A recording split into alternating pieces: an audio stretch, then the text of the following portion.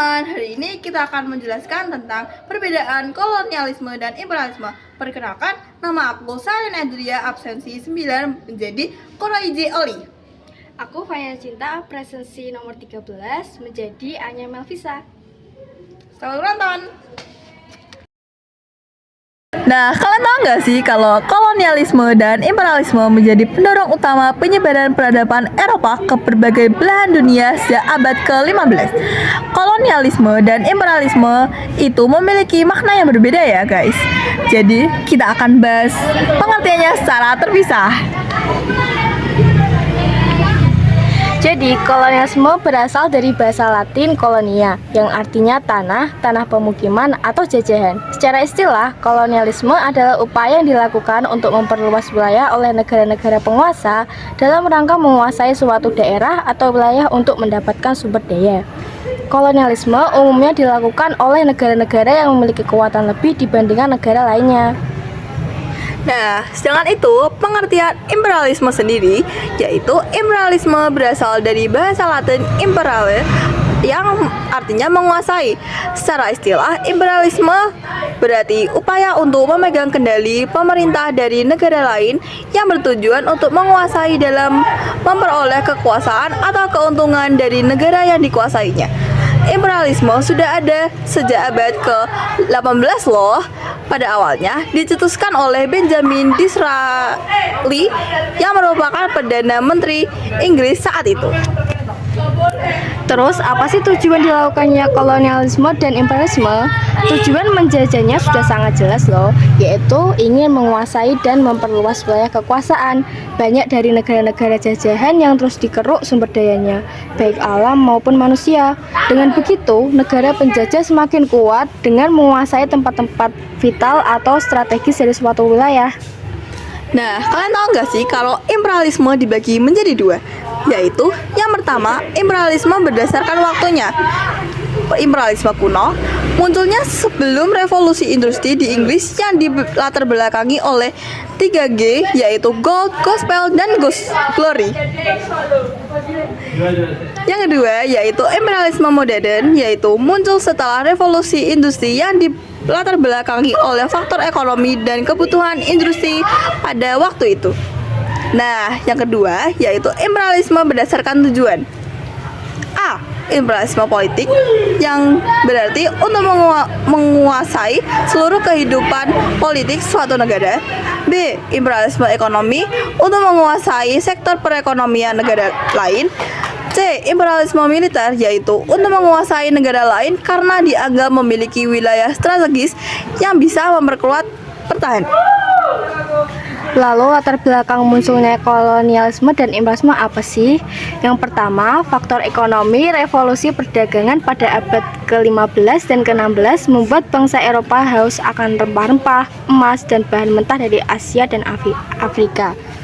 Jalur perdagangan baru dicari setelah jalur lama seperti jalur sutra dikuasai oleh kekhalifahan Islam. Nah, yang kedua sendiri yaitu faktor politik, yaitu kompetisi antar bangsa Eropa, terutama Spanyol, Portugis, Belanda, Inggris, dan Prancis, yang mendorong mereka untuk berlomba-lomba memperluas wilayah kekuasaannya loh. Yang ketiga, ada faktor agama. Penyebaran agama Kristen, terutama Katolik, menjadi salah satu alasan utama kolonialisme. Misionaris sering menyertai ekspedisi penjajahan. Nah, yang keempat yaitu faktor ilmu pengetahuan dan teknologi. Apa sih penjelasannya? Nah, penjelasannya sendiri yaitu penemuan kompas, peta, kapal layar besar atau karavel, dan meriam memungkinkan bangsa Eropa menjelajah lautan luas dan menaklukkan wilayah baru. Terakhir, semangat penjajahan atau the age of exploration. Rasa ingin tahu serta semangat petualangan mendorong bangsa Eropa menjelajah dunia, menemukan benua baru, dan menaklukkan wilayah-wilayah yang mereka temui. Nah, kalian tahu nggak sih perkembangan kolonialisme dan imperialisme di dunia? Karena sejak abad ke-15 hingga awal abad ke-20, kolonialisme dan imperialisme berkembang dalam beberapa tahap.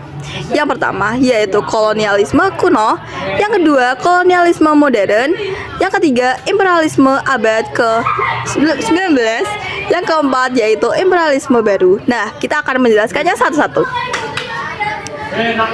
Pada kolonialisme kuno, yaitu abad 15 sampai 18, didominasi oleh Portugis dan Spanyol.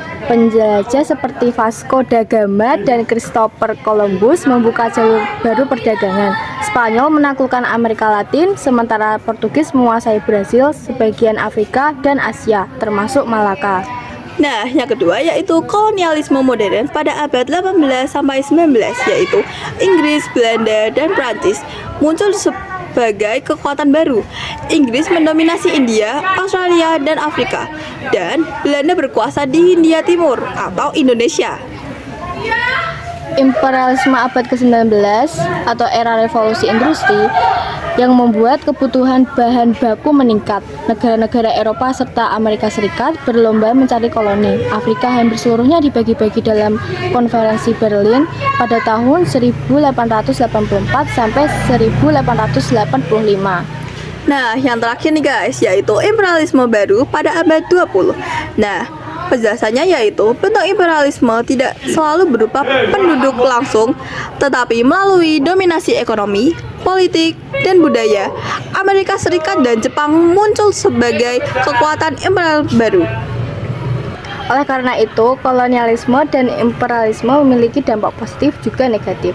Untuk dampak positifnya, terdapat perkembangan infrastruktur, transfer teknologi dan ilmu, juga pengetahuan integrasi ekonomi global. Nah, untuk yang dampak negatif sendiri, yang pertama ada eksploitasi sumber daya alam, yang kedua yaitu perbudakan dan kerja paksa, yang ketiga disintegrasi sosial dan budaya, yang keempat yaitu ketimpangan ekonomi, dan yang kelima sendiri adalah trauma politik dan nasionalisme. Lalu ada juga perlawanan terhadap kolonialisme dan imperialisme. Di berbagai belahan dunia loh, bangsa-bangsa jajahan tidak tinggal diam. Perlawanan terjadi dalam berbagai bentuk. Seperti perlawanan militer, contohnya di Indonesia adalah Perang Diponegoro, Perang Aceh, dan Perang Padri. Nah, yang kedua adalah perlawanan kultural, yaitu mempertahankan bahasa, adat, dan tradisi lokal meski ditekan penjajahan. Yang ketiga ada perlawanan politik. Gerakan nasionalisme modern seperti Budi Utomo dan Sarekat Islam menjadi cikal bakal kemerdekaan Indonesia. Nah, yang terakhir yaitu perlawanan diplomatik, yaitu tokoh-tokoh kemerdekaan menggalang dukungan internasional seperti yang dilakukan oleh Soekarno dan Hatta pasca 1945. Nah, kalian tahu nggak sih, meski era kolonial klasik telah berakhir, praktik imperialisme dalam bentuk baru masih aja berlangsung. Nah, berikut adalah beberapa contoh bentuk imperialisme modern antara lain, yaitu yang pertama ada imperialisme ekonomi, yaitu perusahaan multinasional dari negara maju menguasai pasar di negara berkembang. Sumber daya alam masih dieksploitasi melalui investasi asing. Juga ada imperialisme budaya melalui media, film, musik, dan produk konsumsi. Budaya barat mendominasi dunia. Hal ini menimbulkan homogenisasi budaya dan terpingkirkannya budaya lokal.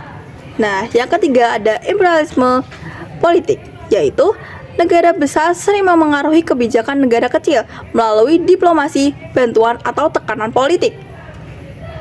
Terakhir ada imperialisme teknologi. Dominasi negara maju dalam penguasaan teknologi digital, kecerdasan buatan, dan informasi menjadikan negara berkembang sangat bergantung. Jadi, dari penjelasan tadi, meskipun keduanya saling berkaitan, keduanya memiliki perbedaan mendasar, yaitu pada kolonialisme tujuan utamanya adalah menguasai wilayah dan mengambil sumber daya alam. Untuk penguasaannya melalui pendudukan langsung dan pemukiman koloni. Kehadiran fisik penjajahannya ada koloni dan pemerintahan langsung. Untuk contohnya pada Belanda dan Portugis di Nusantara. Nah, untuk imperialisme sendiri, yaitu yang pertama, tujuan utamanya yaitu memperluas pengaruh dan kekuasaan. Dua, cara penguasaan yaitu tekanan politik, ekonomi, budaya, atau militer. Tiga, kehadiran fisik penjajah, yaitu tidak selalu hadir secara langsung. Fokus di imperialisme yaitu politik, ekonomi, budaya, dan ideologi. Untuk contohnya, Amerika Serikat dalam globalisasi modern. Jadi kalian pasti sekarang sudah paham kan? Kolonialisme dan imperialisme adalah dua konsep penting yang membentuk sejarah dunia. Keduanya berfokus pada penguasaan dan pengaruh, tetapi dilakukan dengan cara yang berbeda. Nah, pasti teman-teman yang sedang menonton sudah pasti mengerti lah ya yang kita barusan omongin, ya kan? Ya.